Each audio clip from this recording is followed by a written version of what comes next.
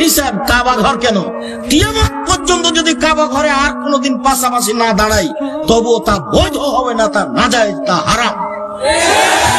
কিয়ামত পর্যন্ত মানুষকে পায়ের সাথে পা প্রাচীরের মতো হয়ে মিলিয়ে দাঁড়াতে হবে, এটাই চূড়ান্ত। এর বিকল্প পথ পন্থা কিয়ামত পর্যন্ত গ্রহণীয় হবে না। হুজুর কেন? আজ থেকে নিয়ে কাবা ঘরে যদি আর কোনোদিন প্রাচীরের মতো হয়ে না দাঁড়ায় তবু তা বৈধ হবে না। কাবা ঘর ধর্ম নয়, ধর্ম হচ্ছে মুহাম্মদ সাল্লাল্লাহু আলাইহি সাল্লাম, তার বাণী হাদিস, আল্লাহর রেখে যাওয়া কোরআন। আজকে আরেকটা কথা বললাম, আল্লাহর নবী জীবনে একদিন সালাত শুরু করেছেন, এই কথা না বলে প্রাচীরের মতো হয়ে দাঁড়ান, ফাঁকা বন্ধ করুন, প্রাচীরের মতো হয়ে দাঁড়ান, কাতার সোজা করুন, এরকম না বলে কোনদিন সালাত শুরু করেছেন, এটা প্রমাণ হয়ে গেলে আর বক্তব্য দেব না। অবাক কথা, মসজিদে লাল কালি দেওয়া আছে, এখানে একজন, এখানে একজন, 3 ফুট দূরে। রাসূল সাল্লাল্লাহু আলাইহি সাল্লাম সালাতে দাঁড়ানোর ব্যাপারে যত সতর্ক ছিলেন, রাসূল সাল্লাল্লাহু আলাইহি সাল্লাম সালাতে দাঁড়ানোর ব্যাপারে যত কথা বলেছেন, ধর্মের আর কোন জায়গাতে এত গুরুত্ব সহকারে বলেছেন তা আমার জানা নেই।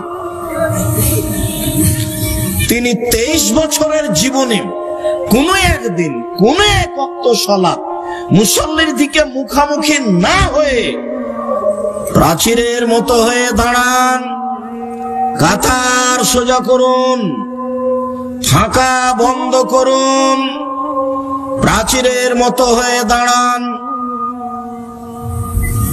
ফাঁকা বন্ধ করুন, কাতার সোজা করুন। ওই যে দেখছি 2 জনের ফাঁকা দিয়ে শয়তান প্রবেশ করছে ছাগলের বাচ্চার মতো। মান সাদ্দা ফুরজাতান বানাল্লাহু লাহু বাইতান ফিল জান্নাহ, যে 2 জনের ফাঁকা বন্ধ করবে আল্লাহ তার জন্য জান্নাতে ঘর বানাবেন। এইরকম কথা না বলে তিনি তার জীবনে কোনো একদিন কোনো এক ওয়াক্ত সালাত আদায় করেছেন, এটা যদি প্রমাণ হয়ে যায়, আমি আব্দুর রাজ্জাক বিন ইউসুফ আর জীবনে কোনোদিন বক্তব্য দেব না। আজকে আরেকটা কথা বললাম, আল্লাহর নবী জীবনে একদিন সালাত শুরু করেছেন, এই কথা না বলে প্রাচীরের মতো হয়ে দাঁড়ান, ফাঁকা বন্ধ করুন, প্রাচীরের মতো হয়ে দাঁড়ান, কাতার সোজা করুন, এরকম না বলে কোনদিন সালাত শুরু করেছেন, এটা প্রমাণ হয়ে গেলে আর বক্তব্য দেব না।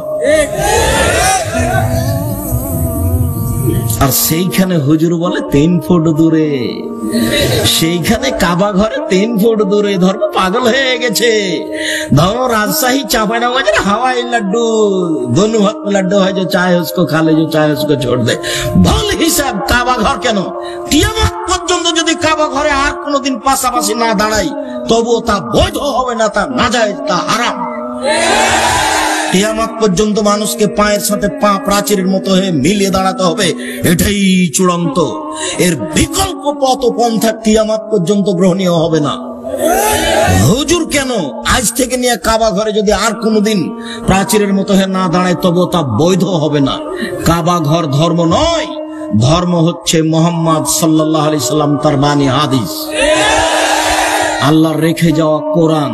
যে কোরআন বারবার বোঝার জন্য আব্দুর রহমান আপনাদের সামনে বলছিল ও আপনাদের অনুভূতির উপরে বারবার আঘাত করতে চাচ্ছিল যে একটু অনুভূতি পরিবর্তন করেন, একটু কোরআন পড়ার চেষ্টা করেন। বিশাল কিছু সূরা ইখলাস 3 বার পড়লে 1 বার কোরআন মাজিদ পড়ার সমান নেকি হয়।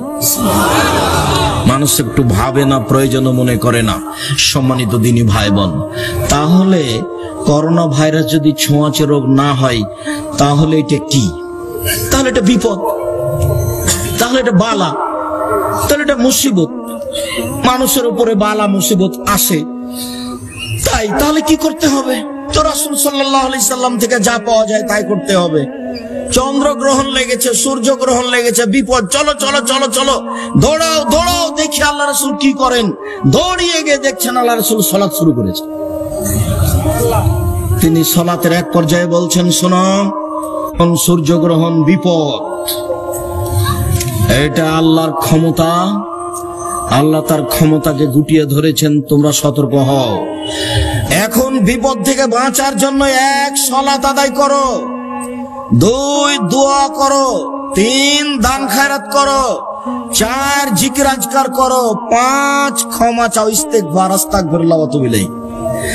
এই 5টা করতে হলে রাস্তাঘাট বন্ধ করে, যমুনা ব্রিজ বন্ধ করে করবেন না মসজিদে গিয়ে করবেন? মসজিদে বলে দিয়েছে যে জুমার সালাতে 10 জন আর 5 ওয়াক্ত মসজিদে 5 জন। ইমাম সাহেব ঠেকাচ্ছে, ঢুকবেন না, ঢুকবেন না, ঢুকবেন না। আবার কত কি তার কোনো হিসাব নাই।